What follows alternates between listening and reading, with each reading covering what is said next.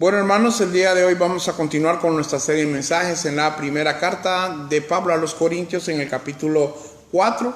Particularmente vamos a estar leyendo el versículo del 6 al 13.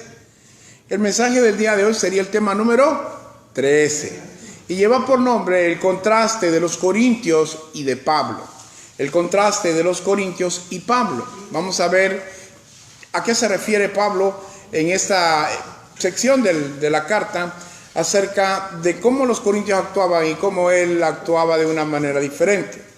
El contraste de los corintios y Pablo. Primera carta a los Corintios, capítulo 4, versículos 6 al 13. Ese es el texto que vamos a estar leyendo, así que lo van a buscar y me dicen amén cuando ya lo tengamos. Primera de Corintios 4, 6 al 13. Amén. Ponemos en pie y vamos a leer la palabra que dice así: pero esto, hermanos, lo he presentado como ejemplo en mí y en Apolos, por amor de vosotros, para que en nosotros aprendáis a no pensar más de lo que está escrito, no sea que por causa de uno os envanezcáis unos contra otros. Porque ¿quién te distingue? ¿O qué tienes que no hayas recibido? Y si lo recibiste, ¿por qué te glorías como si no lo hubieras recibido? Versículo 8. Y estáis saciados, ya estáis ricos, sin nosotros reináis. Y ojalá reinases para que nosotros reinásemos también y juntamente con vosotros. Versículo 9. Porque según pienso, Dios nos ha exhibido a nosotros los apóstoles como postreros, como a sentenciados a muerte, pues hemos llegado a ser espectáculo al mundo, a los ángeles y a los hombres. Nosotros somos insensatos por amor de Cristo, mas vosotros prudentes en Cristo. Nosotros débiles, mas vosotros fuertes. Vosotros honorables, mas nosotros despreciados. Hasta esta hora padecemos hambre, tenemos sed, estamos desnudos, somos abofeteados y no tenemos morada fija. Nos fatigamos trabajando con nuestras propias manos, nos maldicen y bendecimos, padecemos persecución y la soportamos. Versículo 13. Nos difaman y rogamos. Hemos venido a ser hasta ahora como la escoria del mundo, el desecho de todos. Señor, que en este momento que vamos a exponer las Escrituras, seas tú hablando a través de este siervo inútil para glorificar tu nombre. Te pedimos en el nombre de Jesús que pongas en cada uno de mis hermanos y en mi persona la suficiente capacidad, Señor, de comprender tu verdad y sobre todo el valor y la fortaleza para llevarlo por obra. Te pedimos en el nombre de Jesús que nos animes y que nos ayudes a seguirte. Amén, amén y amén. Pueden sentarse, hermanos. El día de hoy, como hemos mencionado, es el contraste de los Corintios y Pablo. La semana pasada estuvimos hablando acerca de los 3 juicios a los cuales el cristiano es constantemente expuesto o debería de ser expuesto. Hablamos que el primer juicio tiene que ver con nosotros mismos. Pablo decía que aunque él no tenía ninguna mala conciencia acerca de sí mismo, no con eso quería decir que estaba justificado delante de Dios. También hablaba de que nosotros los cristianos somos juzgados también por nuestros contemporáneos, por el resto de personas que nos miran, tanto la iglesia como aquellos que no son parte de la iglesia. Pero aún más allá de eso, Pablo hacía referencia al juicio más importante de todos, y es aquel que hace Dios. El juicio ante el cual todos, sin lugar a dudas, en algún momento vamos a estar. Tanto los justificados como aquellos que son inconversos, un día nos presentaremos delante de Dios para dar cuenta de la vida que nosotros llevamos. Los cristianos ciertamente vamos a dar cuenta de la manera en que le servimos a Dios estando en esta tierra, y los impíos ciertamente recibirán la retribución o consecuencia por cada uno de aquellos actos que fueron contrarios a la voluntad de Dios. Hablamos de lo importante de que nosotros debemos de ser objetivos a la hora de analizarnos, particularmente para no tener una idea equivocada, porque la Biblia dice que engañoso es el corazón del hombre. Y por tanto, con este contexto, yo quiero que hoy vayamos y comprendamos entonces por qué Pablo está diciendo esto y cuál es el contraste que existe entre los corintios y el contraste que existe con Pablo referente a la postura que tenían ellos, o la idea o la percepción que ellos tenían acerca de su estado delante de Dios. Veamos entonces como primer punto el ejemplo de Pablo y de Apolos. El ejemplo de Pablo y de Apolos. Si usted se fija en el versículo 6 de Primera de Corintios capítulo 4, vemos como Pablo dice: pero esto, hermanos, lo he presentado como ejemplo en mí y en Apolos, por amor de vosotros, para que en nosotros aprendáis a no pensar más de lo que está escrito. No sea que por causa de uno os envanezcáis unos con otros. Miren, hermanos, Pablo y Apolos habían sido maestros dentro de esta congregación, habían enseñado, habían estado ayudando a la iglesia, y sin embargo la iglesia había tomado el ejemplo de Pablo y de Apolos, pero en algunas áreas ciertamente se habían distanciado tremendamente del propósito que tenía la enseñanza de Pablo y de Apolos. Estos corintios se habían desviado, se habían alejado al punto, como lo hemos visto a lo largo de la carta, la primera carta de los corintios, se habían dividido y fraccionado dentro de la misma iglesia al punto de tomar partido o decirse partidarios de unos de Pedro, unos de Apolos, unos de Pablo y otros de Cristo, decían. Y habían tomado esas diferentes posturas, pero ciertamente no solamente habían causado problemas entre sí, sino que al envanecer su corazón habían causado fricción dentro de la iglesia al punto de ser una amenaza para que cayera. Es por eso que nosotros, cuando nos analizamos a nosotros mismos, debemos hacerlo con objetividad. Debemos de mirarnos a nosotros mismos a la luz de las Escrituras y no en base a la percepción que tenemos de nosotros mismos, solamente porque nos gusta pensar que somos algo que tal vez no somos. Muchas veces tenemos el error de cometer juicios apresurados, inclusive sobre nosotros mismos, que pueden hacernos envanecer. Hay varias palabras griegas para envanecer. Una de ellas es tufo, que significa llenarse de humo la cabeza. La impresión de llenarse de humo la cabeza es: ¿qué le pasa si usted está frente a una gran cantidad de humo? ¿Qué le pasa si se enciende algo y mira aquel montón de humo? ¿Qué pasa? ¿Puede ver usted bien? ¿No? Es como la niebla, ¿no? Hay gente que cuando mira mucha niebla no puede ver, y eso causa inclusive accidentes. Entonces, la idea de envanecer en ese contexto significa que no podemos ver bien. Pero en el contexto de la palabra griega utilizada por Pablo aquí en 1 Corintios, es una palabra griega que es fusio. Fusio tiene un significado un poco diferente, que bien dice que es soplar, inflar o hacerse altanero. Pablo está diciendo que la actitud de los corintios, al no seguir el ejemplo de Pablo y de Apolos, los va a llevar a envanecerse unos con otros, a volverse altaneros unos con otros. Y voy a definir la palabra altanero porque de repente la hemos escuchado, pero no comprendemos el trasfondo de qué significa ser altanero. Y altanero es aquel, escuche bien, que se cree superior a otros por su posición social, por su situación económica o por alguna cualidad especial, y que lo demuestra con un trato distante o despreciativo hacia los demás. Se lo voy a volver a explicar. El altanero, o la palabra que dice aquí en griego, fusio, el envanecerse, es aquel que se cree superior a los demás. Alguien que se cree superior a los demás por cuestiones económicas, alguien que se cree superior por cuestión social, de repente viene una buena familia, o alguien que se cree superior a los demás porque tiene una cualidad mejor que los demás. Es alguien que tiene una cualidad particular, y no solo esto, sino que lo demuestra constantemente a los demás, despreciándolos. Escuche bien, la altanería es pecado, claramente. Pero hay muchas personas que al no comprender lo que viven en sí, al no comprender su posición en Cristo, se llenan de ego y se creen más importantes que los demás, se creen que están en un rango superior. Usted va a ver que cuando alguien es bueno en algo, suele esperar que le den reflectores. Hay un montón de jugadores de fútbol, ¿de acuerdo? Pero si yo le pregunto, de los jugadores de fútbol en el mundo, ¿ha visto orgullo en alguno de ellos? ¿Que se creen los mejores del mundo? ¿Que dicen yo soy el mejor del mundo? ¿O los entrenadores? Por supuesto que hay un montón de personas así. Usted lo mira en sus entrevistas y ellos se creen yo soy el mejor jugador de la historia. Lo dicen, ¿verdad? Hay uno en particular que lo dice, y el que creemos que no lo dice, nunca lo dice. Pero son dos posturas totalmente diferentes. Por eso Pablo nos dice en la segunda carta a los Corintios, en el capítulo 13, versículo 5, que debemos de examinarnos a nosotros mismos. ¿Por qué? Porque el envanecerse, el volverse altanero dentro de una iglesia es peligroso. ¿Por qué? Porque podemos creer que somos mejor que alguien, mejor que otros, por alguna habilidad, por algún don o por algún ministerio que realizamos dentro de la misma iglesia.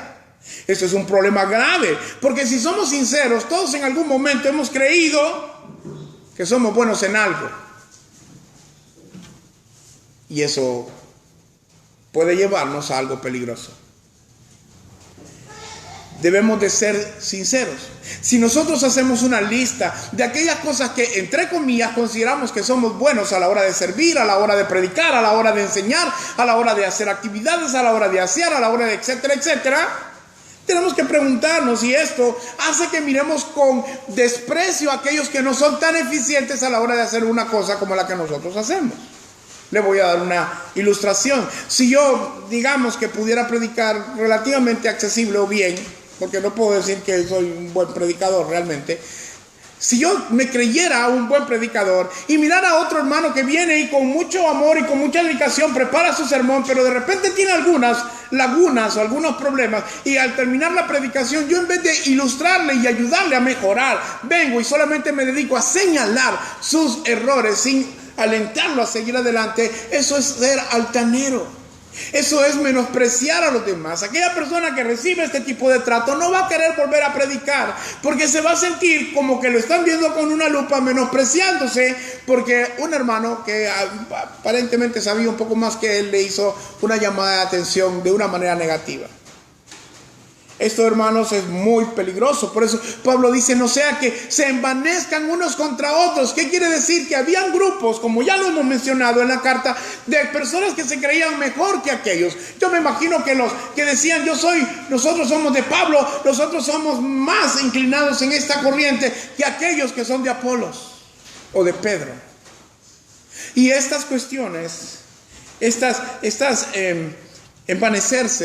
manera de envanecerse causaba aflicción en la iglesia.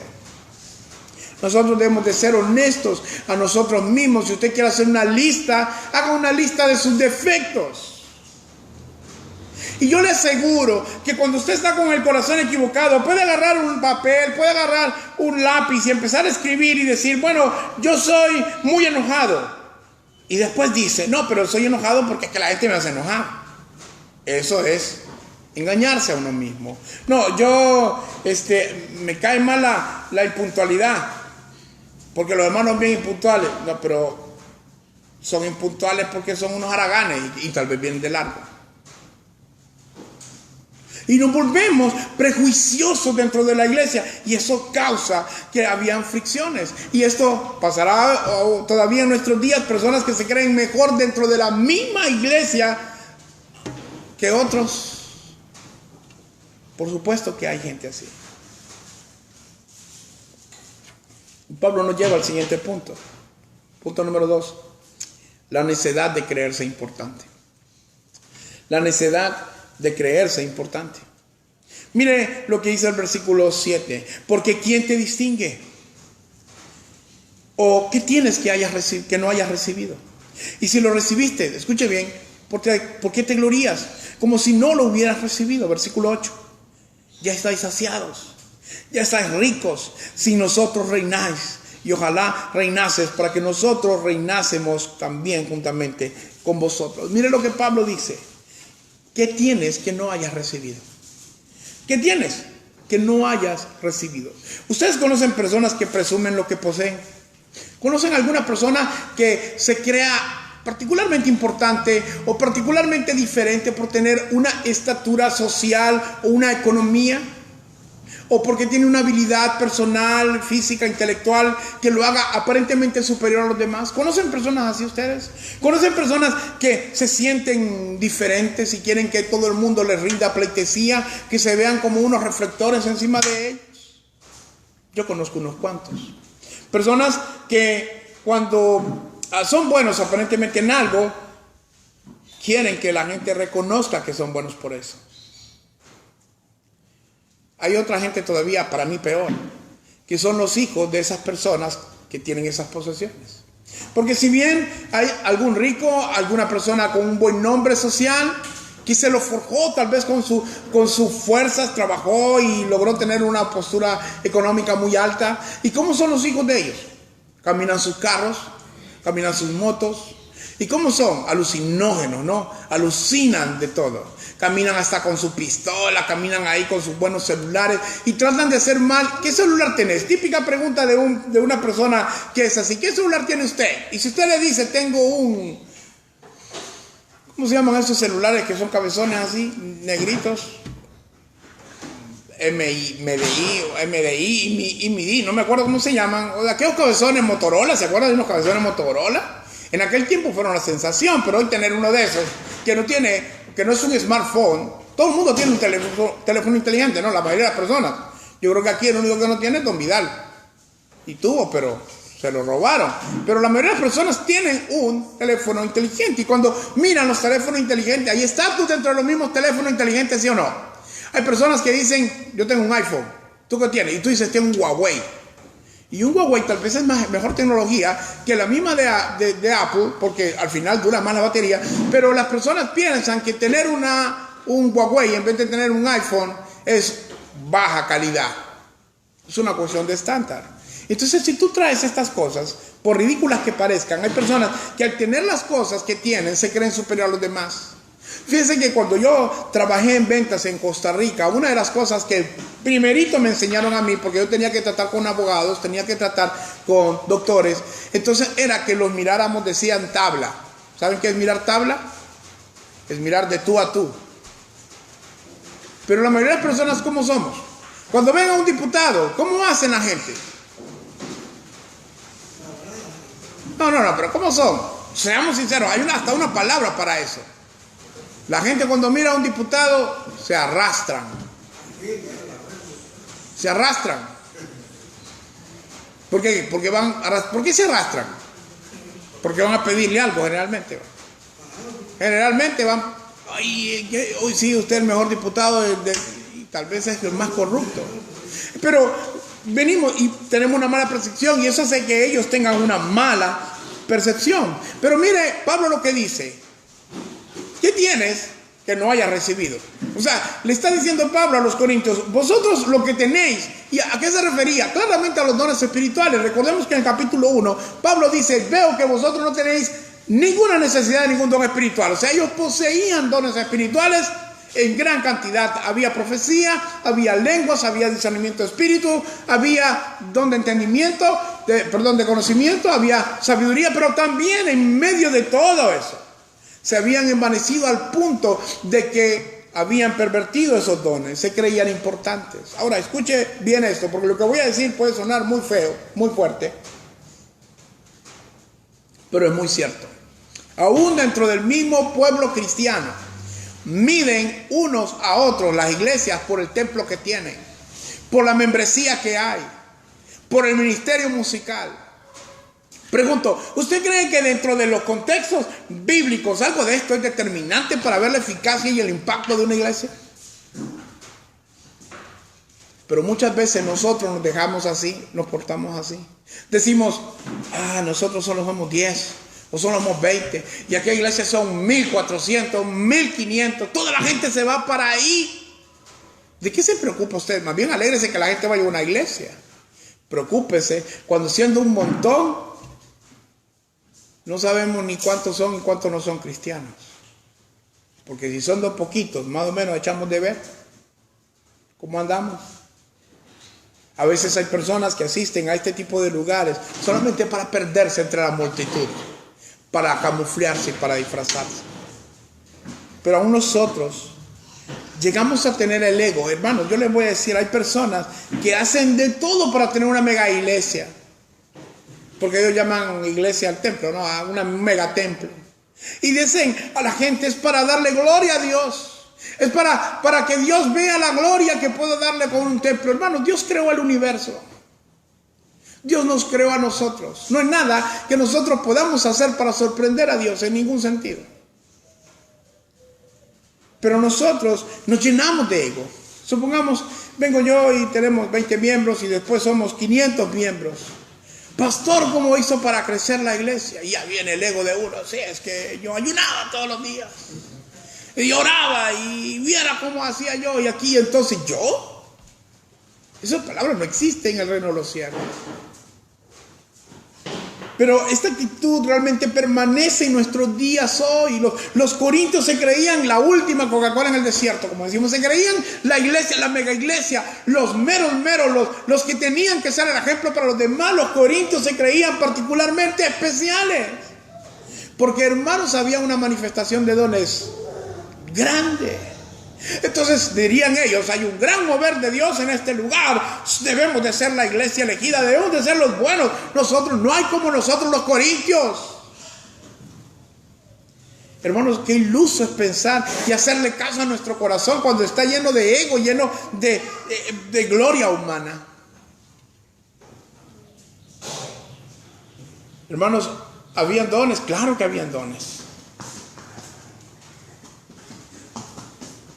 Pero el que hubieran dones del Espíritu y el que hayan dones del Espíritu en una iglesia no necesariamente demuestra que la iglesia es saludable.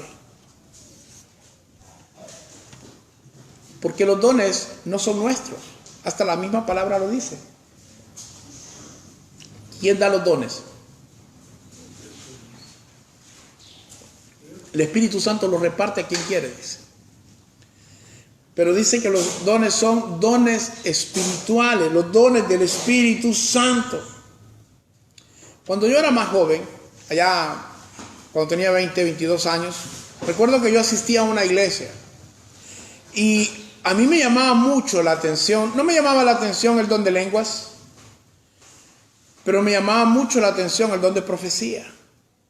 Y yo le oraba al Señor porque me habían enseñado erróneamente que si yo le pedía a Dios que me diera el don de profecía, Dios me lo iba a dar. Y yo oraba y le pedía al Señor, yo quería profetizar. Pero saben, yo me acuerdo que en mi corazón no era para ayudar a las personas, realmente no era eso. Era para que la gente se fijara en mí. Por eso les digo, yo he estado al otro lado de la moneda. Yo comprendo que es ser una persona altanera, vanagloriosa, orgullosa. Yo fui así. Yo recuerdo, yo le decía, Señor, ayúdame, yo quiero profetizar. Y yo recuerdo que cuando vino el Señor realmente, que yo puedo decir que vino el Señor allá por el 2011, yo me acuerdo que yo me acerqué al Señor y le dije, yo quería esto.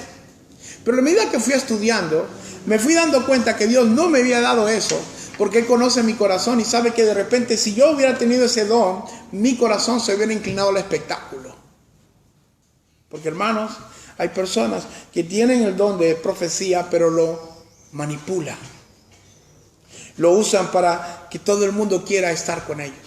Hay otras personas que no, pero la gente busca los dones más espectaculares, ¿sí? La gente busca profecía, busca sanidades, ¿no? Y algunos buscan las lenguas, pero no buscan el don de sabiduría, no hablan del don de conocimiento, no buscan mucho el don de fe. Pero la realidad es que en su corazón ellos anhelan algo, quieren ser reconocidos. Por eso hay muchos pseudo apóstoles, porque no existen ya en nuestros días, que se hacen llamar apóstoles, porque para ellos el apostolado, escuche bien, era más que los demás. Y yo le voy a hacer una pregunta. Cuando usted mira la descripción de los ministerios, el evangelista era tan importante como lo era el pastor, como lo era el maestro, como lo era el apóstol, ¿sí? Como es el pastor. Son ministerios que trabajan juntos. No hay un cargo especial que sea más que el demás. O sea, el error que cometemos nosotros es creer que estas personas son mejores que nosotros o merecen una pleitesía mayor. Porque no estamos, miren hermanos, nosotros somos como ese burrito sobre el cual Jesús caminó entrando a Jerusalén. Eso es nuestro papel. Solo somos administradores de los dones de Dios, no somos los poseedores de tales ministerios.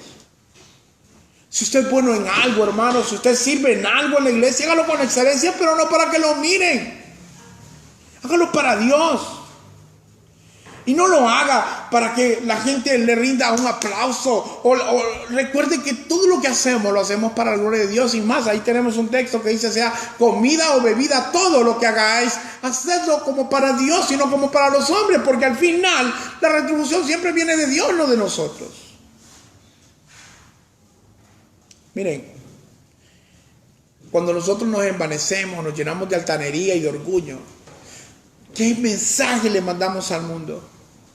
¿Qué mensaje tiene? ¿Qué percepción tiene el mundo de nosotros? ¿Qué piensa la gente de los cristianos? ¿Qué piensa, sabe? ¿Qué piensa la gente de los cristianos? Dicen, son unos hipócritas. Muchos dicen así. Y de los pastores son unos acapistos. Y cuando abrimos esta congregación y éramos 6 miembros, decía, a ver cómo van a hacer para mantener a ese pastor gordo. Ahí le dijeron un miembro. Y digo, wow, digo yo. Gracias a Dios que nosotros siempre hemos buscado la manera de tener nuestros propios negocios.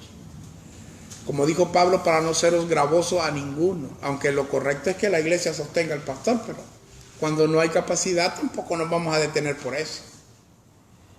Así que hay un asunto acá. Los corintios se creían importantes. Hermanos, hay muchas personas hoy que hasta le ponen tarifa para poder ir a su iglesia. ¿Quiere por usted, hermano? 500 pesos. Yo mi tiempo no lo regalo. Imagínense cómo estaría Pablo viniendo a encontrarse a este tipo de personas hoy en día que lo que hacen es mercadear con la fe. Uy, que le vayan a servir agua en una de estas tazas. No, tiene que ser agua Dasani o no sé cuál es la marca de agua popular acá, Honduras. Y mire, la ironía de Pablo.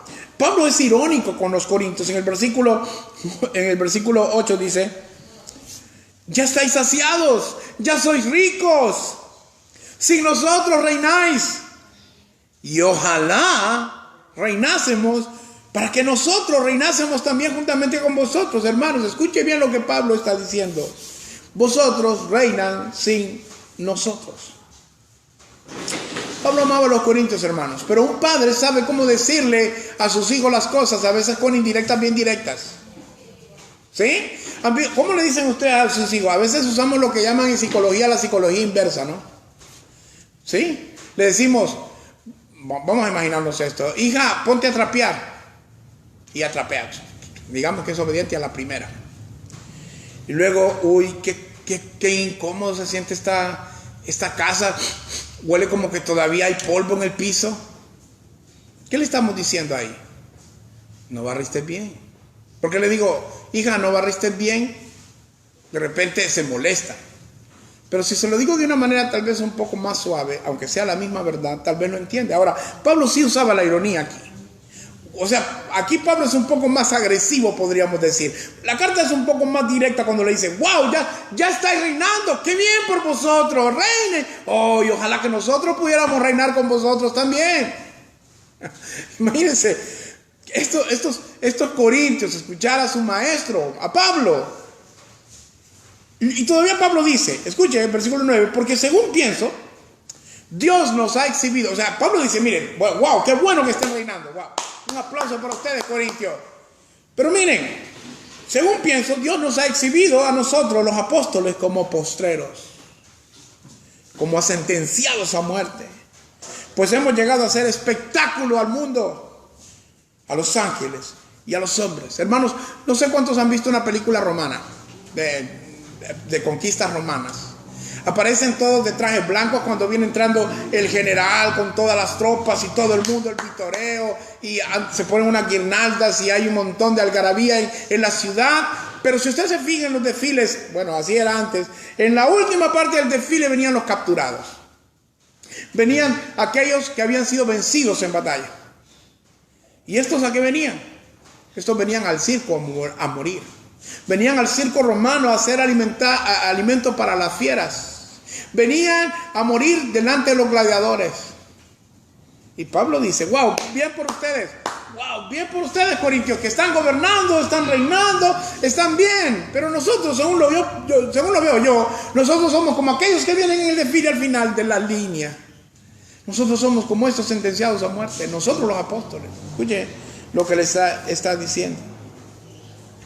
Pablo se presenta a sí mismo como aquellos que van a ser vituperados, criticados, menospreciados. Porque, hermanos, uno de los problemas que tenemos nosotros los cristianos es que nos creemos más importantes que, no sé, nos creemos súper especiales. En el sentido de que somos mejor que las demás personas. No, hermanos, nosotros fuéramos igual que los demás si no fuera porque Cristo alumbró su luz en nosotros. Entonces, si lo hemos recibido de Dios, ¿por qué nos gloriamos? ¿Por qué nos llenamos de ego? Si eres bueno en algo y Dios te ha puesto en un lugar, ¿por qué te llenas de orgullo si eso te lo ha dado Dios? Hermano, los corintios se creían realmente importantes. Se envanecieron. Deseaban reconocimiento cuando Pablo, realmente lo que él quería era servir. Hay un contraste aquí entre los corintios y Pablo. Los corintios se creían importantes, mas Pablo comprendía que el camino a la grandeza no está en los lugares públicos, sino en el servicio humilde. Eso es algo que debemos de aprender. Hermano, hoy nos vamos a quedar a limpiar después del culto lo que nos hace falta para la reunión de hoy, para los matrimonios. Me impresionó hoy en la mañana una persona que me dijeron que iba a venir, que invité, que realmente no tenía ni mis planes, pero me dijo, hay que estar temprano hoy, va, me dice. Sí, a las 6:30. A las 6 me dice, voy a estar ahí. Uy, no, muy temprano, digo, a las 6:20 es buena hora. Pero aquel entusiasmo y aquella cuestión, digo yo, wow, algo va a hacer Dios hoy. Y oraremos al final y pediremos que sea Dios obrando. Pero hermanos, servir a Dios para Pablo era más importante que el reconocimiento del mundo. Hermanos, imagínense a Pablo. Si Pablo en estos tiempos estuviera en esta tierra, ¿ustedes creen que Pablo andaría pidiendo cuotas para que predicar en la iglesia? Voy a ir al paraíso, voy a hacer mi ruta solo por las iglesias grandes. ¿Cree usted que haría eso, Pablo? ¿Cree usted que cobraría por un concierto? Tenemos a los tigres de Jerusalén, o a los reggaetoneros de Alejandría, cobrando una entrada en un concierto, en una campaña. Jamás miraríamos a Pablo entrar y esperar que le sirvieran las mejores cosas. Él vino a servir. Hermanos, yo les voy a decir una cosa. Tan lejos estamos de las verdades de Dios, que muchos entran al ministerio de pastor para hacerse rico. Muchos entran al ministerio evangelístico para ver qué les dan en las casas. Y eso es algo terrible. Deberíamos de pensar, Señor, ayúdame a no tener un corazón corintio, sino tener un corazón como Cristo. Mateo 11:29. Quiero que vayamos ahí y quiero que lo marquen en su Biblia. Cuando tenga deseos de sentirse importante, vaya a la Biblia y vaya a leer Mateo 11:29. Un día, este hombre llamado John Bunyan, que era un gran predicador bautista, el escritor del libro El Progreso del Peregrino, predicó un sermón y rápidamente subió alguien al púlpito y le dijo, cuando terminó, pastor, qué gran mensaje ha dado hoy. Y le dijo el pastor, lo sé. Y eso lo impresionó, porque este hombre era humilde. Lo sé, Satanás acaba de venir a decírmelo. Él era Satanás, ¿no? Él no tenía por qué sentirse importante. Si hay algo que tú haces, hermano, y que puede tener impacto en la vida de alguien más, dale gloria a Dios, porque ha sido Él quien te lo ha dado. No hay mérito en ti, no hay mérito en mí. Y Mateo 11:29 dice de Cristo, escuche bien, Jesús dijo, llevad mi yugo. ¿Recuerden qué era el yugo? El yugo era aquella pieza que iba encima de los bueyes. Eso es el yugo. Y los yugos se ponían en ¿cuántos bueyes? A nivel, y era sobre dos, y caminaban el yugo y lo llevaban juntos. Dice, llevad mi yugo sobre vosotros y aprended de mí, que soy manso y humilde de corazón, y hallaréis descanso para vuestras almas. ¿Han visto ustedes cómo arrean los bueyes? ¿Ha visto usted algún buey que se le ponen el yugo y empieza a hacerle así, que quiere botar el yugo? No, eso no, ellos caminan, ellos hacen su labor. Pero nosotros cuando nos dan una tarea, ya voy otra vez yo, ay, otra vez a mí, no hay gente en esta iglesia, y aquí empezamos a hacer un montón de cosas, hermano, murmuramos, cuestionamos, criticamos. Pero Cristo vino a servir humildemente, hermanos. Cuando usted se siente importante, mira hacia la cruz y siéntase avergonzado de sentirse importante. Cristo tomó el servicio como la idea máxima de su ministerio. Jesús sirvió de una manera que nosotros nos hubiéramos admirado en nuestro tiempo. Si Cristo estuviera aquí hoy, escuche bien, y mirara sucio el templo, aquí este lugar, no le diría, usted, limpien. ¿Qué diría? Agarraría el trapeador, agarraría la vez y se pondría a barrer. ¿Sabe por qué pienso esto? Porque cuando vemos en Juan que estaba en el aposento alto, viendo que los pies de todos estaban sucios, no esperó que alguien se ofreciera. Él tomó el agua, él tomó el trapo y empezó a lavar los pies de todos. Y este era el servicio que se le daba al esclavo de menor rango en la casa. Tomó el servicio del esclavo de menor rango. Hoy muchas personas hacen eso, pero por show. Le lavan los pies a la gente para que miren qué humilde es fulano de tal. Perdemos el norte, hermano. Miren lo que dice el versículo 10. Nosotros somos insensatos por amor de Cristo, mas vosotros sois prudentes en Cristo. O sea, y está hablando con ironía aquí, hermano. No vayan a pensar que Pablo está pensando que él realmente es un necio. Nosotros somos débiles, hermano. Vosotros sois fuertes, vosotros sois honorables, hermano. Nosotros somos despreciados hasta esta hora. Dice, escuche bien esto, padecemos hambre. Padecemos hambre, tenemos sed, estamos desnudos, somos abofeteados y no tenemos morada fija. Escucha cómo vivían estos apóstoles, cómo vivían estos siervos de Dios sin riquezas materiales. No era su norte, no era hacerse ricos, hermanos. Su plan era servir a Dios hasta que se acabara el último aliento de su cuerpo. Nos fatigamos trabajando. ¿Alguien ha trabajado aquí hasta el cansancio? Yo recuerdo cuando estaba cipotón, yo nunca había trabajado en construcción y tenía 20 años tal vez, 20, 21 años. Y recuerdo que nunca había trabajado en construcción, pero había habido tal necesidad de trabajo que yo fui a buscar trabajo de construcción. Y cuando fui a ese lugar, el primer día, recuerdo que el jefe me puso a hacer, recuerdo que había que hacer un agujero más o menos como de ese tamaño, hermano, ¿no? Porque era una construcción inmensa. Y era barro lo que había, entonces habían hecho con una, ¿cómo se llama esa cosa? Una excavadora, habían hecho una parte, pero había que emparejarlo porque no iba a quedar parejo. Y entonces con una pala dándole y sacando la tierra y sacando la tierra y sacándola. Y aquella cuestión, ese día yo terminé mal. Y yo sabía que el jefe me había puesto ahí para ver si yo iba a seguir el día siguiente. Si yo no volvía al día siguiente era porque realmente no me interesaba tanto el trabajo.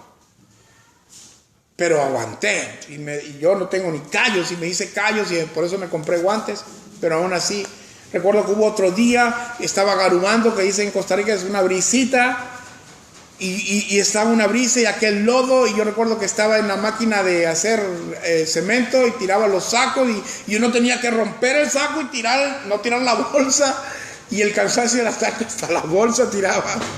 Y recuerdo que estaba que hasta se me bajó la presión y faltaban como 2 horas para trabajar y yo no aguantaba. Yo dije, aquí me voy de este lugar, ya no aguanto, pero vino alguien, ¿verdad? Y dijo, descanse, catracho. No era ni el jefe, yo le voy a ayudar ahí, dice. Y todavía tiraba el cemento, tiraba la carreteada que le tocaba, regresaba, tiraba el cemento y yo estuve ahí como media hora descansando, que estaba que no podía más. Pablo dice, este es el sentido, nos fatigamos trabajando, trabajamos hasta el cansancio. Trabajamos con nuestras propias manos. Nos maldicen. Y mira lo que dice Pablo. Y bendecimos. Padecemos persecución. ¿Y qué dice? La soportamos. Nos difaman. Y rogamos. O sea, nos difaman y nosotros pedimos que sea Dios quien haga justicia conforme a su misericordia. Hemos venido a ser hasta ahora como la escoria del mundo y el desecho de todos, hermanos. Ser cristiano en aquellos tiempos era peligroso porque era una burla. Era un problema para el que se creía cristiano. Hoy, hermanos, ser cristiano pareciera que fuera un club social y no debe de ser eso. Venimos a la iglesia, aplacamos nuestra conciencia y nos sentimos especialmente bendecidos. El mundo no puede entender esto. Pero dentro de la iglesia nosotros debemos de comprender que nuestra labor en esta tierra ha venido a servir. Hermano, si usted no ha venido a servirle a Dios, realmente no está haciendo nada. Realmente no está impactando al mundo. Miren lo que Cristo dijo en Mateo 20. Hay unos versículos, solo lo voy a citar, versículos 26 y 27. En el contexto, ha dicho él, ¿han visto a la gente gobernante de este mundo? que se enseñorean de la gente, porque ellos habían querido, miren, los mismos apóstoles andando con Cristo, habían querido decir, yo quiero estar a la derecha y yo quiero estar a la izquierda, le dice.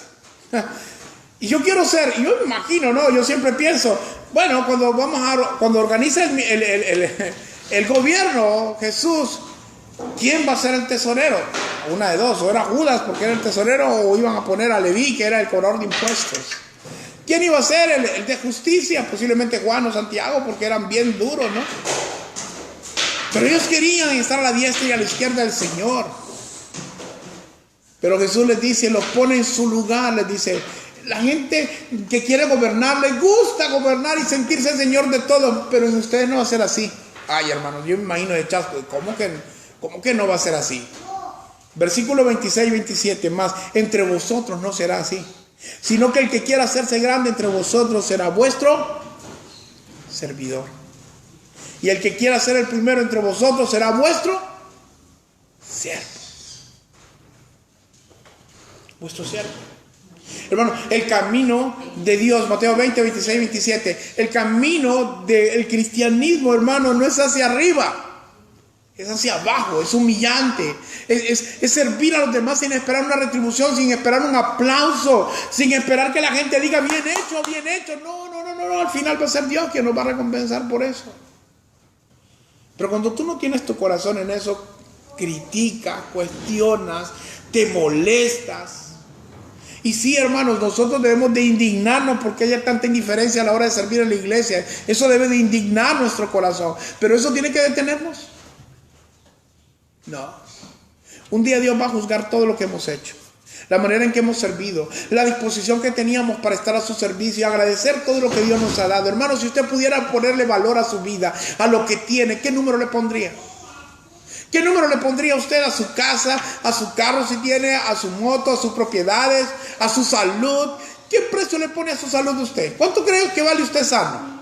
A ver, denme un número. ¿Cuánto creen ustedes que valdrían un tratamiento de cáncer de pulmón? ¿100,000 pesos? Fácilmente, ¿no? Supongamos que tuviera un cáncer de próstata. ¿Otros 100,000 pesos? 200,000. Supongamos que tuviera un tumor cerebral. 250,000 pesos. Casi $500,000 ahí. Solo vamos con 3. Imagínate que tuviera un problema de diálisis. Suponiendo que usted tuviera ese montón de enfermedades, ¿cuánto valdría su tratamiento? Valdría un montón y sin embargo Dios lo conserva con salud. Y ahí está usted comiendo aquel montón de chucherías hasta vencidas. Y no se enferma. Hay algunos aquí que comen chuchería y no se enferman. Pero la verdad, hermanos, es... Ay, hermano, tan bárbaros somos nosotros, que no valoramos lo que Dios nos ha dado.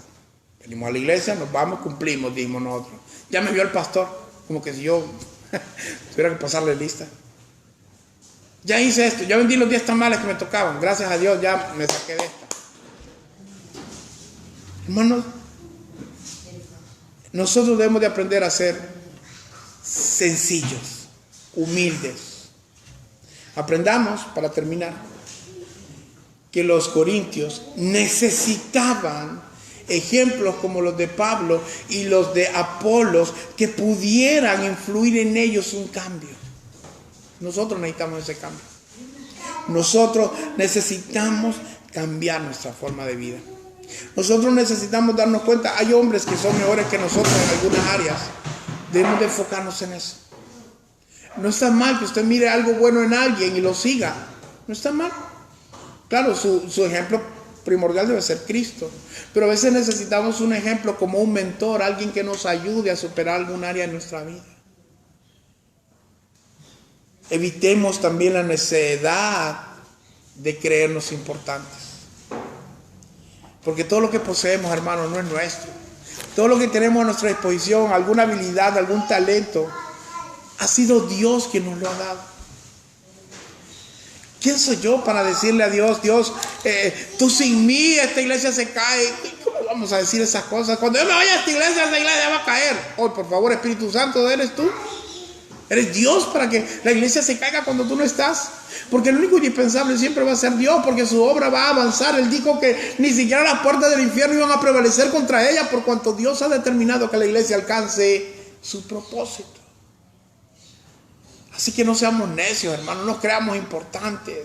Gloria a Dios. Mira, Cristo, la única importancia que podemos tener es que somos hijos de Dios, pero eso es regalado, ni siquiera nosotros hicimos algo.